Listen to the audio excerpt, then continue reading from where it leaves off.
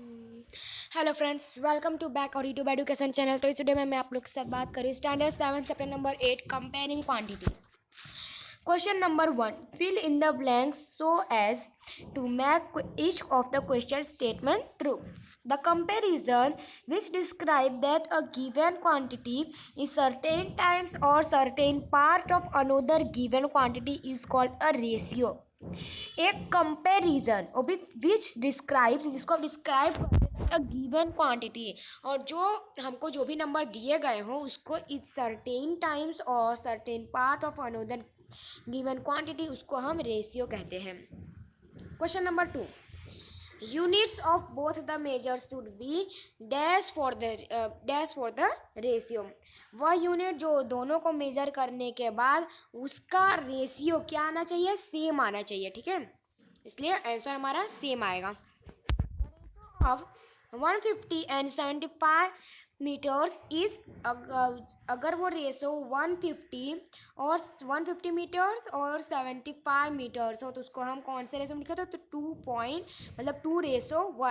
इस ये जो 2 पॉइंट होते हैं उसको हम रेशियो कहते हैं।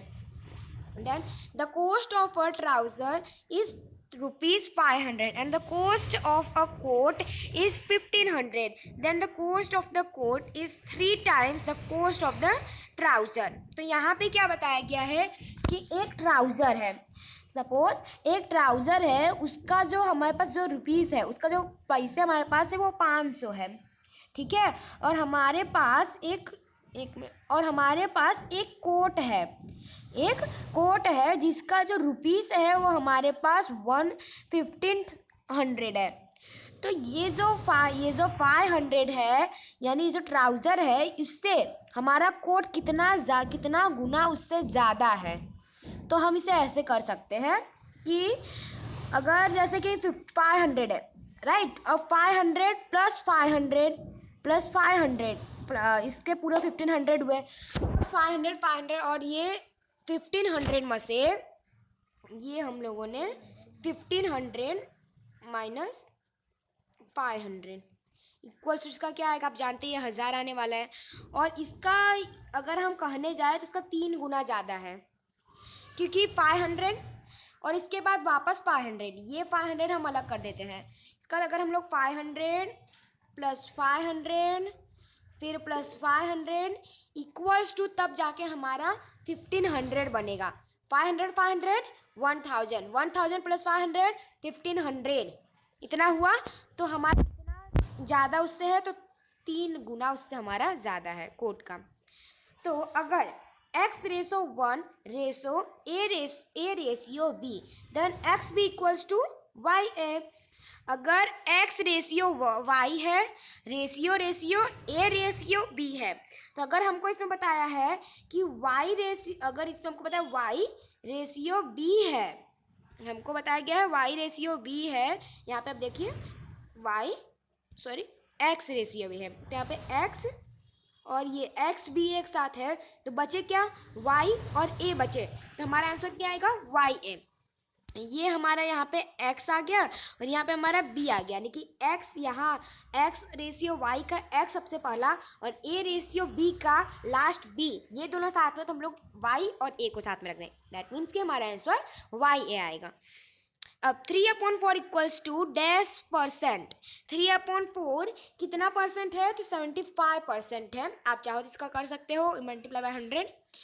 अब फ्रैक्शनल फॉर्म ऑफ 20% इज, अगर फ्रैक्शनल फॉर्म में हम 20% फ्रैक्शनल फॉर्म में कैसे लिखेंगे, तो आप जानते हैं 1/5 इक्वल्स टू 20% होता है फ्रैक्शनल फॉर्म में। अगर हम इसको लिखने जाए तो इस तरह से होगा।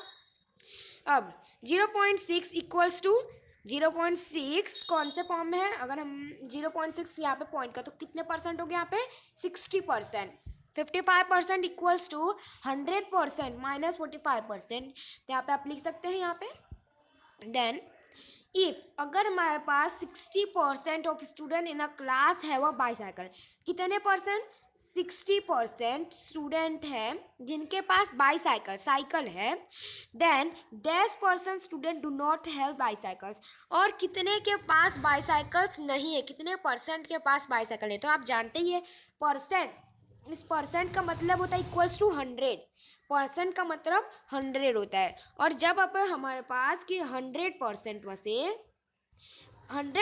में से 60% बच्चों के पास बाईसाइकिल है, तो ऑब्जर्व ले कितने बच्चों के पास नहीं होगा, 40% बच्चों के पास नहीं होगा। बिकॉज अगर हम 100 में से अगर हम यहाँ पे 100 माइनस 60 करें तो 0 से 0, 10 में से 6 गया, 10 में से 6 गया, बचा 4, और ये यहाँ से हमने कैरी लिया था इसलिए हमारे पास ये 0 आ जाएगा। ओके, तो यहाँ पे हमारा 40 आंसर है, इसलिए हमारा 40%।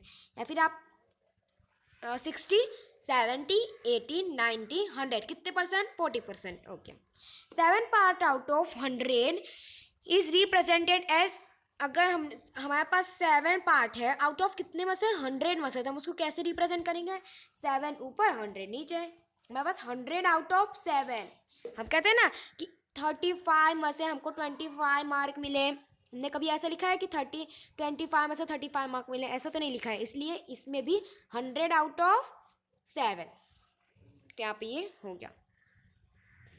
अब क्वेश्चन नंबर 12, 0.739 इक्वल्स टू, हम इसको कैसे लिखेंगे, अगर हमको परसेंटेज में लिखना हो तो, अगर हमको इसको परसेंटेज में लिखना हो तो हम इसको 0 यहाँ पे जाएगा, ये हमारे जो पहले 3 के पहले जो पॉइंट है उसको हम 2 पॉइंट के बाद लगाएंगे, जैसे 73 और ये 9 अपॉन में ये पॉइंट। अगर मैं आपको एक इजी ट्रिक बताऊं तो पहले तो हमारा क्वेश्चन ये है 0.739।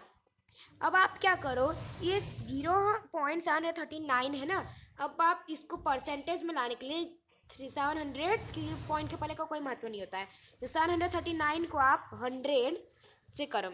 अब यहाँ पे हमने 100, अब ये कितने ज़ीरो है, 2 ज़ीरो है, और कितने डिजिट है, 3 डिजिट है, तो हम यहाँ आगे से 2 डिजिट के बाद पॉइंट लगा देंगे, यानी कि 73.9।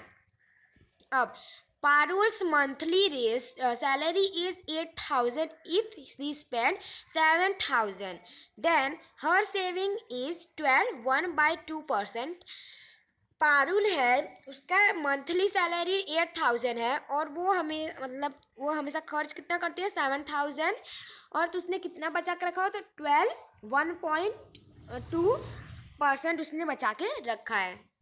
अब if selling price is more than cost price, अगर सेलिंग प्राइस यहाँ शॉर्ट फॉर्म में एसपी, अगर सेलिंग प्राइस कॉस्ट प्राइस से ज़्यादा है तो हम उसको क्या कहेंगे, हम उसको प्रॉफिट कहेंगे।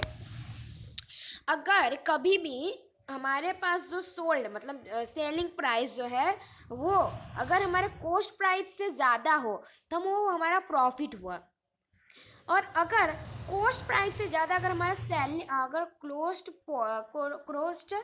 प्राइस से कम हमारा सेलिंग प्राइस हुआ तो फिर हमारा लॉस होगा, मतलब ज़्यादा कॉस्ट प्राइस से ज़्यादा अगर सेलिंग प्राइस हुआ तो हमारा लॉस होगा, और अगर सेलिंग प्राइस से ज़्यादा हमारा कॉस्ट प्राइस हुआ तो फिर प्रॉफिट होगा।